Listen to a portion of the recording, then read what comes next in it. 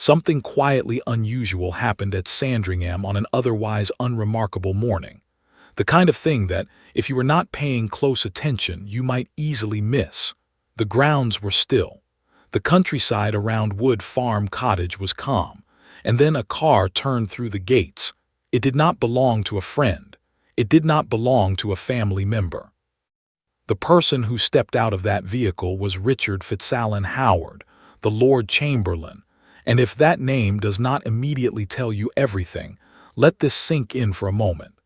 He is not someone who drops by unannounced. He is not someone who stops in for a casual conversation over tea. He oversees approximately 1,200 members of the royal household, acts as the single most senior official connecting the monarchy to Parliament, and is, by almost every measure, the most powerful figure operating behind the palace doors. And he had just spent several hours inside the cottage of a prince currently living under a police investigation. The visit raised immediate questions among royal reporters who had been tracking the situation, because this was not just any week. This came just days after King Charles had reportedly placed his younger brother under a strict and very deliberate set of rules while living at the Sandringham estate. So why was the king's most senior courtier sitting inside that cottage? And what on earth were they discussing for so long? To understand why this visit matters as much as it does, you need to understand exactly what the Lord Chamberlain actually is, because the title can sound like something ceremonial, something decorative, a relic of another era. It is not. The Lord Chamberlain is the head of the entire royal household operation. Every department, every senior member of staff, every logistical and ceremonial function that keeps the monarchy running as an institution, all of it sits, ultimately, under his oversight. He manages a staff of over 1,200 people. He coordinates the relationship between the sovereign and the House of Lords. He handles matters of formal palace protocol and acts as the king's most trusted institutional representative in situations that require discretion, authority, and precision. In practical terms, the Lord Chamberlain is deployed for significant matters. He is not the person you send to deliver a message about parking arrangements. When he shows up somewhere in an official capacity, it is because something important needs to be communicated, decided, or formalized, and the king has determined it should happen through him rather than directly. That is what makes his appearance at Wood Farm so striking. Throughout royal history, there have been moments where the Lord Chamberlain's office has been used to navigate sensitive internal crises, moments where the palace needed to act with authority, but without the monarch being visibly present. The decision to use an intermediary at that level is itself a statement. It says, this is being handled formally. This is institutional, not personal. So here is the question that every royal watcher immediately started asking the moment his car was photographed leaving Wood Farm after hours inside. Was Richard Fitzalan Howard there because Andrew requested a meeting? Or was he sent because King Charles needed something communicated to his brother, something he was not prepared to deliver himself? That distinction matters enormously, because one version of events suggests Andrew is still reaching toward the palace for answers about his future. The other suggests the palace has already made certain decisions and chose to deliver them through official channels rather than a phone call or a personal visit. Both possibilities are deeply revealing, and neither one paints a comfortable picture. To understand how Andrew ended up here, sitting inside a secluded Norfolk cottage, receiving visits from palace officials, while the rest of his world goes very, very quiet, you have to go back to last month. Andrew, formerly known as Prince Andrew, Duke of York, was arrested on suspicion of misconduct in public office. He spent 11 hours in police custody at a station in Sandringham before being released. No charges were filed at that point, but the investigation remained active, and the cloud over him was impossible to ignore. When he finally walked out of that police station, it was the evening of his 66th birthday. There were no celebrations. There were no public well-wishers. He reportedly lowered himself into the backseat of the car waiting for him and sat there with his body slumped, as those who observed him described it. A man who once moved through the world with the confidence and entitlement of a senior royal, now being quietly driven away from a police station in the Norfolk countryside on his own birthday. He was taken to the Sandringham estate, and specifically to Wood Farm Cottage, a modest, somewhat isolated property sitting on the grounds that most people would not immediately associate with royalty. It is a far cry from Royal Lodge in Windsor, the grand and sprawling residence where Andrew had lived for years before all of this. Royal Lodge sat inside one of the most prestigious royal estates in England, with space, grounds, and a certain prestige that reflected his former status. Wood Farm is something else entirely. It is compact. It is quiet. It is surrounded by fields and woodland rather than formal gardens and public walkways. The property carries its own emotional weight within the royal family. It is the same cottage where Prince Philip chose to spend his retirement years, eventually living out the final chapter of his life there in relative seclusion. That history makes it a meaningful place. But for Andrew, arriving there under these particular circumstances, the meaning feels different. Since the day he moved in, there have been no confirmed public sightings of him at all. His daughters, Princess Beatrice and Princess Eugenie, have kept themselves out of the spotlight entirely. Sarah Ferguson, his ex-wife and longtime companion, has also retreated from view. The people who have historically been closest to him in his private life have gone quiet in a way that is notable. His days now appear to consist of very little. No public engagements, no events, no scheduled appearances. The diary that a working royal would carry, meetings, duties, public-facing commitments, simply does not exist for Andrew anymore. What remains is a quiet cottage on a large estate, a very uncertain future, and apparently a set of rules that makes even the cottage feel smaller than it already is. Now here is where the story takes a turn that even seasoned royal watchers found genuinely surprising. According to reporting from the newspaper, and corroborated by several other British outlets, King Charles has placed a series of conditions on his younger brother while Andrew remains at Sandringham. These are not legal restrictions handed down by a court. Andrew has not been placed under house arrest by any official authority, and yet what has reportedly been imposed reads, in many ways, like exactly that, enforced not by law, but by the family itself.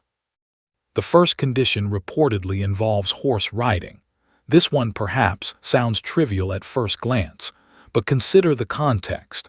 Andrew was a regular and enthusiastic rider throughout his years at Royal Lodge. It was a visible, almost routine part of his life.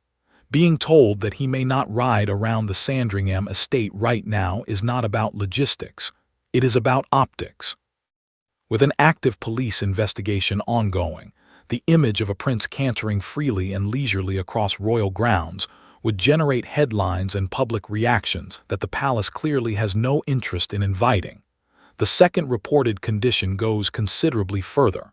Andrew has allegedly been told he cannot leave the Sandringham estate without prior permission. Let that sit with you for a moment. He is not in a cell. He has not been formally charged.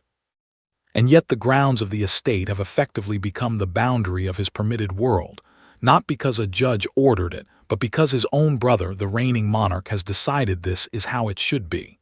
The third condition takes it a step further still. If Andrew does receive permission to leave, he reportedly cannot go alone. A chaperone must accompany him. That detail is arguably the most telling of all.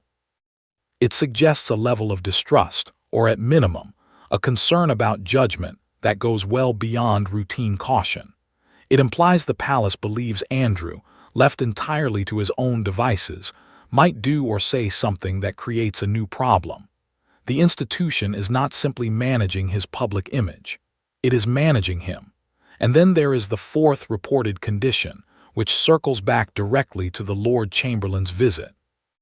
Guests and visitors to Wood Farm must apparently be vetted and approved in advance. The cottage is not freely accessible, which means that Richard Fitzalan Howard's visit was not a spontaneous decision. It was planned. It was cleared. It was authorized. And that authorization almost certainly came from above. Taken together, these four conditions paint a picture that is quite remarkable when you consider who Andrew is, or rather, who he was. A man who once commanded a royal residence, traveled internationally as a representative of the crown, and operated with all the freedom and privilege that senior royal status carries. Now, he reportedly cannot leave a small estate in Norfolk without asking permission, cannot go anywhere without a chaperone, and cannot even receive a visitor without it being approved first. This is not a family managing a difficult situation with quiet concern. This is an institution performing damage control. And it is doing so with the full, deliberate authority of the king. With all of that context in place, return now to that quiet morning at Wood Farm. The car carrying the Lord Chamberlain arrived at the cottage and was observed by reporters and royal correspondents who had been monitoring activity at Sandringham. His arrival was not announced. No statement was issued before or after. There was no press conference, no official readout, and no spokesperson provided any public explanation for what the visit involved. It simply happened, and then, several hours later, the car left. Several hours. That detail is worth holding on to, because the kinds of administrative matters that might be handled in a brief visit, a document to sign, a message to relay, an update on household logistics, do not typically require that kind of time. A visit measured in hours suggests something more substantial was being worked through. Whether that means difficult decisions, extended negotiations, or careful communication of information that required time to process, it is difficult to say. But the duration itself signals that this was not routine. What observers could confirm is relatively limited. The Lord Chamberlain was seen entering the property. He was inside for an extended period. He then departed. No one from Andrew's side made any public comment. The palace did not address it. The silence on both ends was total. Speculation among royal reporters moved fairly quickly through several possibilities. One interpretation is that the visit was logistical, related to Andrew's anticipated move from Wood Farm to Marsh Farm, another property on the estate, or concerning the ongoing management of his living arrangements while the investigation continues. Another possibility is that Fitzalan Howard was there to communicate decisions about Andrew's future role, his finances, or his status in relation to the wider royal family. A third reading is that he carried messages that were sensitive enough to warrant a personal, in-person delivery rather than any written or recorded communication. None of these explanations have been confirmed, but the absence of any official clarification is itself informative.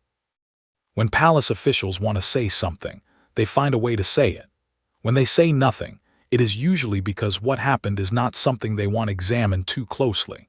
When the visit became public knowledge, royal commentators did not take long to weigh in, and the analysis pointed consistently in one direction.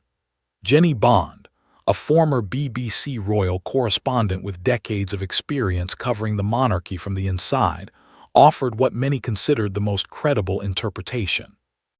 Her view was direct and notably unsentimental. She suggested that the visit was almost certainly arranged by King Charles himself, and that Andrew would not have been in a position to request a meeting with the Lord Chamberlain on his own terms. In her assessment, the palace has figures like Fitzalan Howard available precisely for situations where the king needs something handled at arm's length, where direct royal involvement would either be inappropriate or simply unwanted. Bond went further. She described the current dynamic between the two brothers as operating through channels that are now strictly formal and, in her words, decidedly distant. That phrase carries weight. Strictly formal means there is no warmth behind the communication.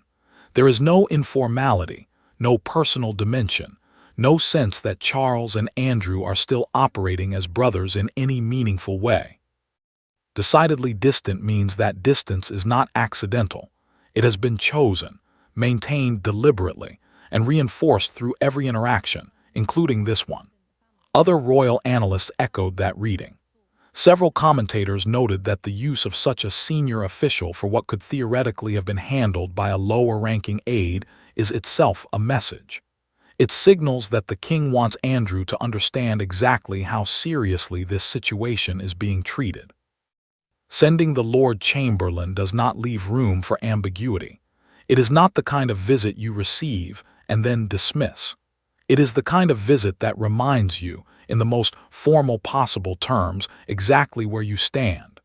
There is also a secondary implication that several commentators raised. If the palace is now routing all communication through official intermediaries at this level, it may reflect not just the current investigation, but a longer-term recalibration of how Andrew's connection to the institution will be managed going forward, not just during the crisis, but after it, whatever form that takes. A king who sends his most senior courtier to speak to his brother is not necessarily a king who has written his brother off entirely. But he is certainly a king who has drawn a very clear line around what that relationship now looks like, and who controls it. And here is the detail that cuts through everything else. The detail that makes all the formal language and official channels feel most stark. During the very same period that the Lord Chamberlain was visiting Wood Farm, King Charles was also at Sandringham. He arrived on the Friday. He spent several days on the estate. On Sunday morning, he walked to the traditional church service at St. Mary Magdalene, a visible, unhurried public appearance on the very grounds where his younger brother was sitting inside a cottage a short distance away. He was photographed. He was seen. He went about his visit in the way he normally would, meeting with staff, taking in the estate. And at some point on the Saturday, according to a witness who later spoke to a British newspaper, the king's car was seen on the estate roads heading in the direction of Wood Farm. The cottage is not far from the main house. The drive takes approximately 5 minutes. The two men were, by some accounts, no more than 2 miles apart at certain points during that weekend. The car did not stop. There was no visit. The king and his brother were on the same estate, under the same gray Norfolk sky, within an easy few minutes of each other, and they did not meet. The witness's account was simple and precise. The king was heading toward Wood Farm, which is only 2 miles away, and he did not go there. 2 miles. That is not a distance that prevents a visit. That is a choice that prevents a visit. Think about what that means, not in political terms, but in purely human ones. 2 brothers. One of them living in quiet, constrained isolation inside a cottage. The other passing nearby, close enough that the absence of a knock on the door is impossible to interpret as anything other than intentional. Charles did not need to make a grand public statement about his brother's situation. He did not need to call a press conference or issue a formal declaration. The act of driving that close and continuing past said everything that needed to be said without a single word. That is the image that stays with you when you try to understand where this family relationship currently stands. Not the legal details, not the investigation updates, just the fact that a king was 2 miles from his brother and kept going. Whatever is being communicated through Lord Chamberlains and official channels, the most honest signal may have been delivered in complete silence on a Saturday afternoon in Norfolk. There is something worth pausing on when it comes to Wood Farm itself, something that goes beyond the logistics of where Andrew is living and touches on something more resonant. The cottage sits in a part of the Sandringham estate that is deliberately removed from the main flow of activity. Surrounded by fields and dense Norfolk woodland, it offers the kind of privacy that makes it feel genuinely cut off from the wider world. There are no nearby neighbors in any meaningful sense. The nearest public roads are not close. It is quiet in a way that feels less like countryside charm and more like genuine seclusion. Prince Philip chose to live here in his retirement for exactly those reasons. The palace ceremonies, the formal events, the constant machinery of public royal life, he wanted none of it in his final years. Wood Farm gave him that. It was his by choice, and that choice made the seclusion feel like freedom. For Andrew, the geography is identical. The walls are the same. The woodland is the same. The silence is the same. But the meaning of that silence is entirely different. Philip retreated here because he had lived a full public life and wished to step away from it on his own terms. Andrew arrived here because that choice was made for him by circumstances, by an investigation, and by a family that has drawn a very deliberate circle around him. Same cottage, completely different story. A place that once held a man at peace has become a place that holds a man in limbo. And that contrast, quiet as it is, says more about Andrew's current situation than almost anything else. Pull back from Wood Farm for a moment and look at the wider landscape. Because what is happening at that small cottage in Norfolk is not happening in isolation. Over recent months, documents and court filings connected to the Jeffrey Epstein case have continued to be released through American legal proceedings. Each new tranche of material has drawn scrutiny not only in the United States but in the United Kingdom, where Andrew's documented association with Epstein has never fully left the public consciousness. Royal aides and senior advisors within the palace have been monitoring those releases carefully. Because the uncomfortable truth is that no one can fully predict what the next batch of documents might contain, what names appear, what connections are referenced, and whether any of it introduces new details that bring Andrew back to the front pages in a more serious way than he is already there. That uncertainty is almost certainly a significant factor behind Charles's approach. A king who is seen standing close to a brother under active police investigation, at a time when Epstein-connected documents are still surfacing, would be handing critics and commentators exactly the kind of image the palace wants desperately to avoid. So the distance is not merely personal. It is institutional self-preservation dressed in the language of procedure.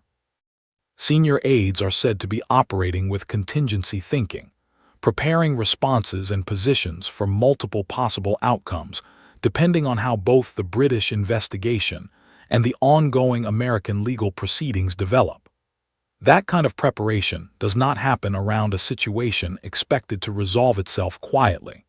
It happens around a situation that is considered genuinely uncertain and potentially escalating. For Andrew, all of this translates into a particular kind of waiting that must be extraordinarily difficult to endure. He is waiting to learn what the police investigation concludes. He is waiting to see whether further allegations or further documentation surfaces publicly. He is waiting for some signal, any signal, about what his place within the royal family might look like on the other side of all of this. And those around the monarchy are watching just as closely. The institution has learned over recent years that these situations rarely resolve cleanly or quickly. Documents surface, new accounts emerge. Public memory does not reset simply because a legal process has temporarily gone quiet. Every week that passes without new developments is a week bought rather than a problem solved. Andrew's waiting and the palace's watching are, for now, happening in parallel, and neither will be finished anytime soon. Come back, then, to where this story began. That quiet morning at Sandringham, the car at the gate, the senior official inside the cottage for several hours. On the surface, the visit from Richard Fitzalan Howard could be explained away without much difficulty. Living arrangements need to be discussed. A potential move to Marsh Farm requires some form of coordination. The royal household has administrative relationships to maintain even with members of the family who are currently out of favor. These are plausible explanations, and it is possible that some portion of the conversation was exactly that, straightforward logistics handled through appropriate channels. But the manner of the visit resists that simple reading. The seniority of the person sent, the length of time spent inside, the complete absence of any official statement before or after. These details, taken together, are not consistent with a routine administrative errand. They are consistent with something that required care, authority, and the kind of discretion that only comes with rank. What the visit confirms, more than anything else, is that the line between Andrew and the center of the royal household now runs entirely through official structures rather than personal connection. There is no informal back channel. There is no brotherly phone call. There is no quiet cup of tea between siblings trying to work something out between themselves. There is the Lord Chamberlain, representing the institution, sitting across from a prince who is living under investigation, operating within rules he did not choose. The monarchy is managing this situation the way institutions manage problems when those problems carry serious risk, formally, carefully, and with full awareness that every communication may one day be scrutinized.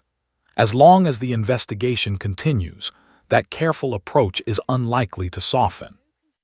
And Andrew, for his part, will likely continue to receive his answers, whatever those answers eventually are, through exactly this kind of intermediary. Not from his brother. From the institution his brother runs. That is where things stand at Sandringham right now. Andrew in that quiet cottage, the investigation ongoing, a king who was 2 miles away and kept driving, and a visit from the most senior official in the royal household that raised more questions than it answered. And here is what I am genuinely curious about. Do you think King Charles is handling this the right way? By maintaining that formal distance, routing everything through official channels, and making sure no personal meeting takes place while the investigation is still active, is that the right call? Or do you think at some point, in spite of everything, we will see these two brothers actually in the same room again? And what do you believe the Lord Chamberlain was really there to discuss? Routine paperwork or something far more significant? Let me know your thoughts in the comments below. And if you follow stories like this one, the behind-the-scenes moments that the headlines often miss, make sure you subscribe. There is more to come on this as it continues to develop.